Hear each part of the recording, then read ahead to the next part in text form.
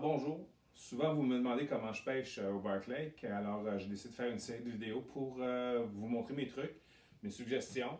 Ça m'appartient, je vous les partage, il y a plusieurs variantes, on n'est pas là pour s'obstiner sur les techniques. Et aujourd'hui, je vais vous parler de la truite grise. Naturellement, on est connu au Bark Lake pour avoir beaucoup de dorés, mais on a aussi beaucoup de truites grises, puis il y a de plus en plus d'adeptes de cette pêche-là. Elle est très facile chez nous.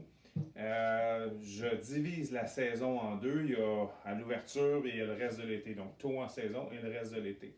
Je vais vous parler du reste de l'été pour l'instant. Ce qui est en général la pêche qui est un peu plus compliquée dans l'esprit des gens, mais qui n'est pas si dure que ça. Ce que ça vous prend, c'est une canne à pêche pouvant accueillir un moulinet lancé lourd avec un compteur de ligne et mettre du fil plombé.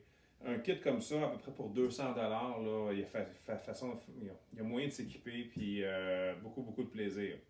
Alors, ma canne à pêche à moi, c'est une canne à pêche de 9 pieds d'action médium. Je ne veux pas avoir une action rigide parce que la grise, la façon qu'elle attaque souvent, ben, on ne veut pas que le leurre sorte de sa bouche. Excusez-moi. Donc, 9 pieds, action médium, moulinet Convector 30 de Okuma. Le Convector, c'est un peu le pen des années 70. C'est un moulinet qui n'est pas dispendieux, qui est garanti, qui est très efficace et qui est durable.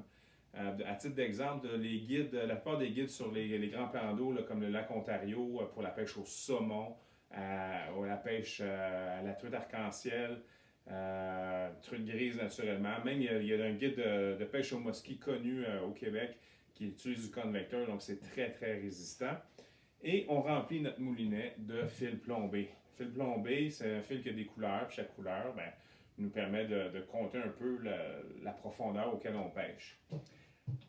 Ajouté à notre fil plombé, on met un avançon de monofilament, environ 27-30 livres-test, auquel on ajoute un émerillon swivel pour qu'on puisse accrocher notre cuillère. Notre cuillère ondulante va faire des flashs au soleil et va faire attirer la truite à notre appât, à notre leurre.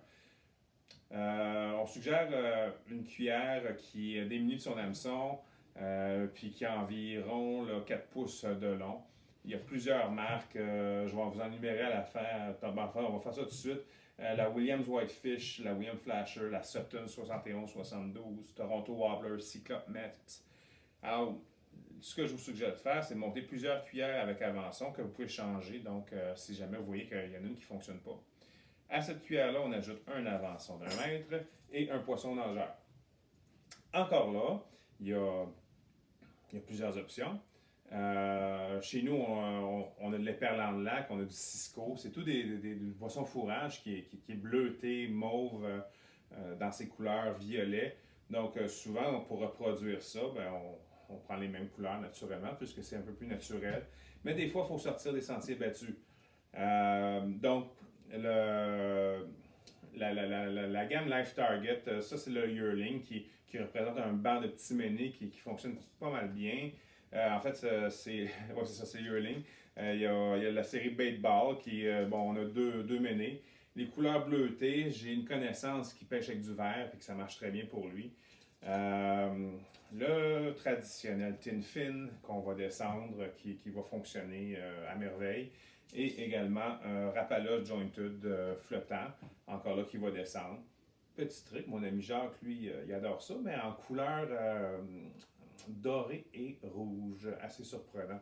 Il va peut-être pas m'aimer que je vous ai partagé ça. Et on a aussi les streamers qui comme des mouches, qui émettent des mouches, puis que la truite grise va venir se nourrir dessus. Donc, on déroule notre fil plombé en arrière du bateau. On avance quand même assez vite, là, environ 4 à 7 km/h et environ 7 couleurs. À 7 couleurs, on devrait descendre dans le 40 pieds environ et on peut varier là, avec nos couleurs ou notre compteur de ligne, les profondeurs pour essayer de trouver la hauteur de la grise.